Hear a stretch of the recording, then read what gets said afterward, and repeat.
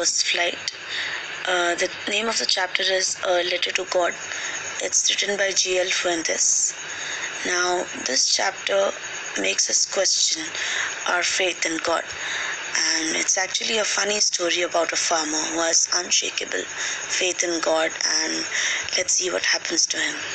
Now, I'm going to read the story and I'm even going to explain, but we'll go paragraph wise.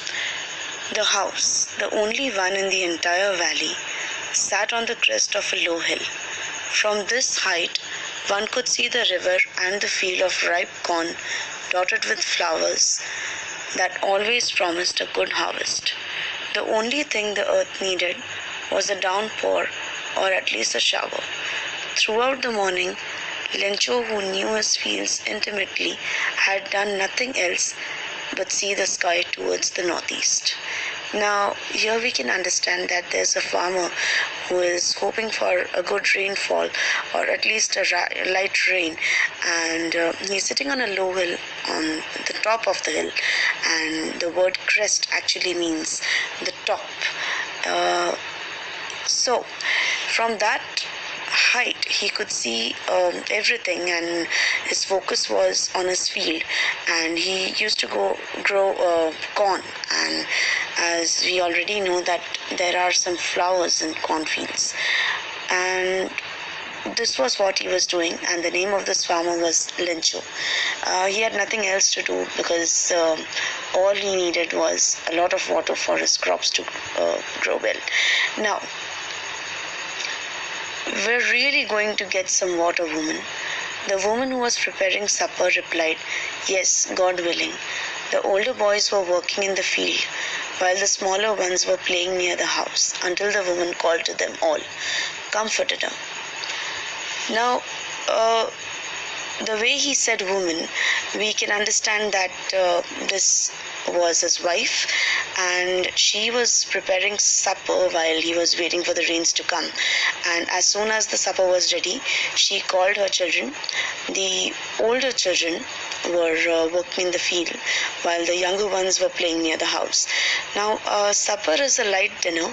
We have it when we do not want a grand dinner and we want something light before going to sleep. It was during the meal that, just as Lencho had predicted, big drops of rain began to fall. In the northeast, huge mountains of clouds could be seen approaching. The air was fresh and sweet. The man went out for no other reason than to have the pleasure of feeling the rain on his body. And when he returned, he exclaimed, These aren't raindrops falling from the sky. They are new coins. The big drops are 10-cent pieces, and the little ones are fives. Now, as soon as he as in Lencho, saw that his prediction has come true, he ran out to feel the rain on his body, and he could see the clouds approaching. And as soon as the rainfall began, he saw the raindrops falling, and he exclaimed that these are not raindrops, these are actually new coins.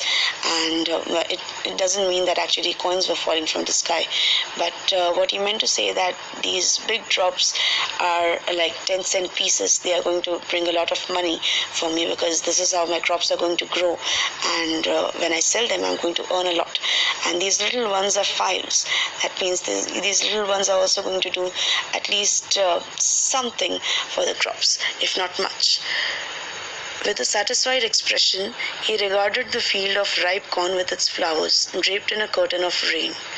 But suddenly a strong wind began to blow, and along with the rain, very large hailstones began to fall. These truly did resemble new silver coins. The boys, exposing themselves to the rain, ran out to collect the frozen pearls. Now, there's some bad news. The farmer was enjoying the rain, but suddenly he saw that a strong wind began to blow, and along with that, instead of the rain, very large hailstones began to fall. Now, hailstones, I think many of you already know the meaning. Nevertheless, hailstones are actually balls of ice which fall from the sky, and they are really hard. If they fall on your head, they really hurt. Now, these are very bad for the crops.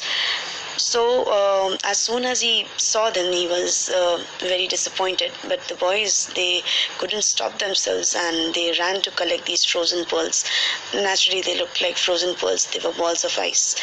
And this is how it happened, and the farmer was really depressed. "It's really getting bad now," exclaimed the man. "I hope it passes quickly." It did not pass quickly. For an hour the hail rained on the house, the garden, the hillside, the cornfield, on the whole valley. The field was white as if covered with salt. Now, we already know that the farmer wasn't happy with what was happening, and he was hoping that it soon got over, but it never got over. It actually went on for an hour. So the hail destroyed the crops, and the entire garden, the field, the house, the hillside, in fact, the valley was covered with snow, because it actually looked like it was covered with salt, so it was entirely white. Now, valley is a place between two mountains or two hills. Not a leaf remained on the trees. The corn was totally destroyed. The flowers were gone from the plants. Lencho's soul was filled with sadness. When the storm had passed, he stood in the middle of the field and said to his sons, "A plague of locusts would have left more than this. The hail has left nothing. This year we will have no corn." Now, Lencho was heavily depressed after all this, naturally, because he saw his crops destroyed, and he said that even if locusts would have come, they wouldn't have done this much damage. And a plague of locusts means a swarm of locusts, a big group of locusts, and locusts are insects which destroy crops. You must have read about that. In actually, just a few months ago, we had a lot of locusts in Banaskanta, and they destroy the crops completely. But still, they couldn't have destroyed them as much as the hail did. Now, that night was a sorrowful one, obviously. All our work for nothing. There's no one who can help us. We'll all go hungry this year. But in the hearts of all who lived in that solitary house in the middle of the valley, there was a single hope, help from God. Now, during the night, the farmer was thinking that whatever he had done throughout the year had come to nothing, because of the hailstones. The entire crop was damaged, and he was really sad, and he was wondering what they would do the following year. They would actually go hungry, because without the crops there wouldn't be any money. So, but then still, this family was very religious. We have already understood that so far. And in that solitary house, that means the house that stood alone in the middle of the valley, there was only one hope, and the hope was of God. And he expected God to help him. So he tried to console himself by saying, "Don't be so upset. Even though this seems like a total loss, remember, no one dies of hunger." That's what I say, no one dies of hunger. Well, it's not entirely wrong. People die when there is no hope. They don't actually die of hunger. That happens when things get really bad. But first, your hope dies. All through the night, Lencho thought only of his one hope, the help of God, whose eyes, as he had been instructed, see everything, even what is deep in one's conscience. Lencho was an ox of a man working like an animal in the fields, but still he knew how to write. The following Sunday, at daybreak, he began to write a letter, which he himself would carry to town and place in the mail. It was nothing less than a letter to God. Now, after thinking about all this, he finally realized that there was God, and God saw everything. So he must have seen what happened to him and his field. And even we have been instructed that God can see everything. Even if we think about something, he knows. That's called our conscience. Our conscience is actually the inner voice that is present in every human, even animals. So God actually knows everything, whatever we think and whatever we're planning to do. And Lencho knew about all this just like we do. And Lencho was an ox of a man. That means he used to work very hard in the fields. But despite all that, he knew how to write, which is a little surprising because a man like Lencho, a man who works so hard in the fields, wouldn't have enough time to educate himself. But despite all that, he knew how to write. The following Sunday, at daybreak, that means as soon as he saw the sunlight, he began to write a letter, and that letter was addressed to God. He wrote all his troubles, and he planned to carry the letter himself to town and post it. And this was what he wrote. God, he wrote, if you don't help me, my family and I will go hungry this year. I need 100 pesos in order to sow my field again and to live until the crop comes, because the hailstorm, and it went on. Now, he was explaining his entire problem, and he also demanded 100 pesos because that was the amount he needed to regrow his crops. Now, pesos is a currency of several Latin American countries. So we can understand even by reading the author's name that this story belongs to a Latin American country. He wrote to God on the envelope, put the letter inside, and still troubled, went to town. At the post office, he placed a stamp on the letter and dropped it into the mailbox. Now, he did not write anything else, and to God was enough. And he placed a stamp on the letter and he posted it. Now, I'm sure you know what a mailbox is. It's that funny looking red box which we see in every village, town and city. And if we don't see that, we see a very plain looking box which is used for the same purpose. One of the employees, who was a postman and also helped at the post office, went to his boss laughing heartily and showed him the letter to God. Never in his career as a postman had he known that address. The postmaster, a fat, amiable fellow, also broke out laughing. But almost immediately he turned serious and, tapping the letter on his desk, commented, "What faith! I wish I had the faith of the man who wrote this letter," starting up a correspondence with God. Now, at first, the postman and his boss, the postmaster, who was a very friendly looking fellow, an amiable as in friendly looking fellow, laughed very loudly because it was funny. Even you would have laughed if you would have seen somebody writing a letter to God, and that too in this manner. So they went on laughing, but suddenly the postmaster became very serious, and he commented he was actually very impressed with the faith Lencho had in God, and he was really surprised that he actually started up a correspondence with God. So in order not to shake the writer's faith in God, the postmaster came up with an idea: answer the letter. But when he opened it, it was evident that to answer it he needed something more than goodwill, ink and paper. But he stuck to his resolution. He asked for money from his employees. He himself gave part of his salary, and several friends of his were obliged to give something for an act of charity. Now, after reading the letter, he understood that just answering it wouldn't be enough. He even had to give some amount to the farmer because that's what he wanted. Now, that did not deter him from what he had already decided, and he stuck to his resolution, he stuck to his decision, and for that he gave a part of his own salary. He asked for money from his employees, and even some of his friends helped him. He obliged to give something for an act of charity. So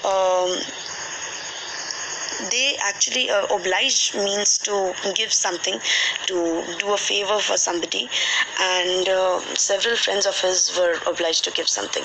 Now, it was impossible for him to gather together the 100 pesos, so he was able to send the farmer only a little more than half. He put the money in an envelope addressed to Lencho, and with it a letter containing only a single word as a signature: God. Now, he tried a lot, but he couldn't arrange 100 pesos. But nevertheless, he arranged good amount. That was a little less than 100 pesos.